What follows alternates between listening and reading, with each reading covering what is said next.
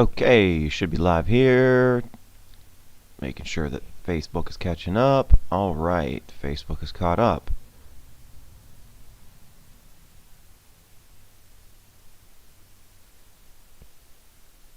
There we go.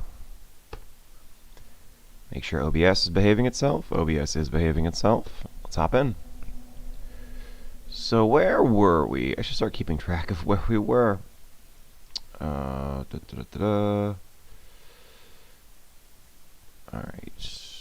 Is the sex gender distinction useful?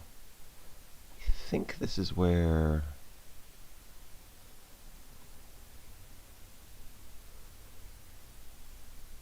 Let's see.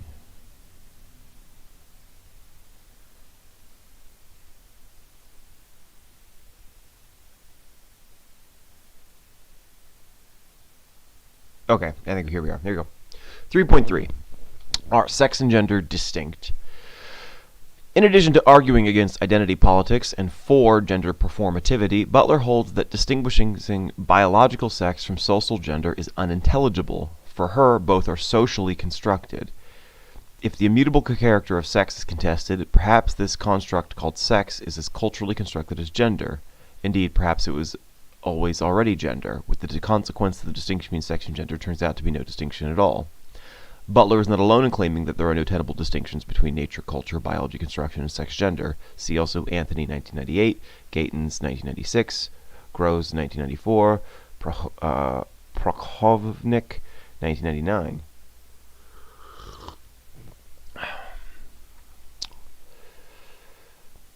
Butler makes two different claims in the passage cited, that sex is a social construction and that sex is gender. To unpack her view, consider the two claims in turn. First, the idea that sex is a social construct, for Butler, boils down to the view that our sex bodies are also performative, and so they have, quote, no ontological status apart from the various acts which constitute their reality, unquote, 1997. Prima facie, this, is that how you pronounce that? It's one of those words you see spelled, but I never hear out loud. Prima facie? Fasci? This implausibly implies that female and male bodies do not have independent existence, and that if gendering activity ceased, so would physical bodies. This is not Butler's claim. Rather, her position is that bodies viewed as the material foundations on which gender is constructed are themselves constructed as if they provide such material foundations, Butler, 1993. Cultural conceptions about gender figure in quote, the very apparatus of production whereby sexes themselves are established, unquote, Butler, 1999. For Butler, sex bodies never exist outside social meanings and how we understand gender shapes. And how we understand gender shapes how we understand sex. In 1999, page 139. Sex bodies are not empty matter on which gender is constructed, and sex categories are not picked out on the basis of objective features of the world. Instead, our sex bodies are themselves discursively constructed. They are the way they are, at least to a substantial extent, because of what is attributed to sex bodies and how they are classified. For discursive construction, see Haslinger, 1995. Sex assignment, calling someone male or female, is normative, Butler, 1993. When the doctor calls a newborn infant a girl or boy, he is not making a descriptive claim, but a normative one. In fact, the doctor is performing an illocutionary speech act, see the entry on speech acts. In effect, the doctor's utterance makes infants into girls or boys. We then engage in activities that make it seem as if sexes naturally come in two, and that being male or female is an objective feature of the world rather than being a consequence of certain constitutive acts, that is, rather than being performative. And this is what Butler means in saying that physical bodies never exist outside cultural and social meanings, and that sex is as socially constructed as gender. She does not deny that physical bodies exist, but she takes her understanding of this existence to be a product of social conditioning. Social conditioning makes the existence of physical bodies intelligible to us by discursively constructing sexed bodies through certain constitutive acts. For a helpful introduction to Butler's views, see Salih, 2002. For Butler, sex assignment is always in some sense oppressive. Again, this appears to be because of Butler's general suspicion of classification. Sex classification can never be merely descriptive, but always as a normative element reflecting evaluative claims of those who are powerful. Conducting a feminist genealogy of the body, or examining why sex bodies are thought to come naturally as female and male then, should ground feminist practice, Butler, 1993.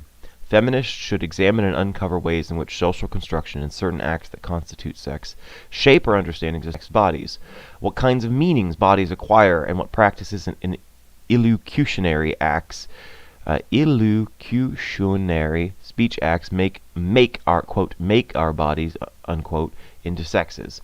Well, actually, the make is the quote, not the our bodies. Doing so enables feminists to identify how sex bodies are socially constructed in order to resist such construction. However, given what was said above, it is far from obvious what we should make of Butler's claim that sex, quote, was already gender, unquote. That reminds me of the already was meme, which I don't know what that's from. 1999. Wait, it was gender all along? Always was. Stone, 2007, takes this to mean that sex is gender, but goes on to question and arguing that the social construction of both sex and gender does not make sex identical to gender. According to Stone, it would be more accurate for Butler to say that claims about sex imply gender norms, that as many claims about sex traits like, quote, females are physically weaker than males, unquote, actually carry implications about how women and men are expected to behave. To some extent, the claim describes certain facts, but it also implies that females are not expected to do much heavy lifting and that they would probably not be good at it. So claims about sex are not identical to claims about gender. Rather, they imply claims about gender norms, Stone, 2007. 3.4. Is the sex-gender distinction useful? Some feminists hold that the sex-gender distinction is not useful. For a start, it is thought to reflect politically problematic dualistic thinking that undercuts feminist aims. The distinction is taken to reflect and replicate certain androcentric oppositions between, for instance, mind-body, culture-nature, and reason-emotion that have been used to justify women's oppression, e.g. Gross, 1994, Prokofnik, 1999.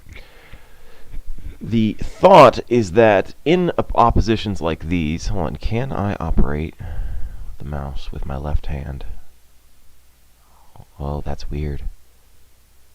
That's weird. Hold on. I think I can do it. I can do it. The thought is that in oppositions like these, one term is always superior to the other, and that the devalued term is usually associated with women. Lloyd, 1993. For instance, human subjectivity and agency are identified with the mind, but since women are usually identified with their bodies, they are devalued as human subjects and agents. The opposition between mind and body is said to further map onto other distinctions like reason, emotion, culture, nature, rational, irrational. Where one side of each distinction is devalued, one's bodily features are usually valued less than one's mind. Rationality is usually valued more than irrationality. And women are associated with the devalued terms. They are thought to be closer to bodily features and nature than men, to be irrational, emotional, and so on. This is said to be evident, for instance, in job interviews. Men are treated as gender-neutral persons and not asked whether they are planning to take time off to have a family. By contrast, women face such queries illustrates they are associated more closely than men with bodily features to do with procreation. Prokofnik, 1999. Although, I mean, one also wants to point out that if you're pregnant, you have to take time off, and if you're not a person who gets pregnant, then you might not have to do that necessarily. Which, I mean, paternity leave should be a thing, in my opinion, but there are reasons beyond this, beyond just the idea that women are more closely associated with family. The opposition between mind and body, then, is thought to map onto the opposition between men and women. Now, the mind-body dualism claim is said to map onto the sex-gender distinction. Cross, 1994, Prokofnik, 1999. The idea is that gender maps onto mind, sex onto body.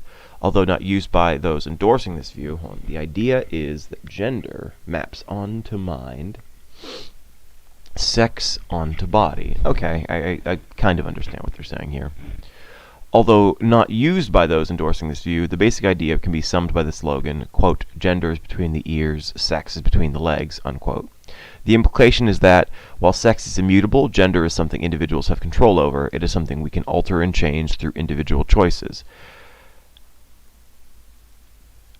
Wait, the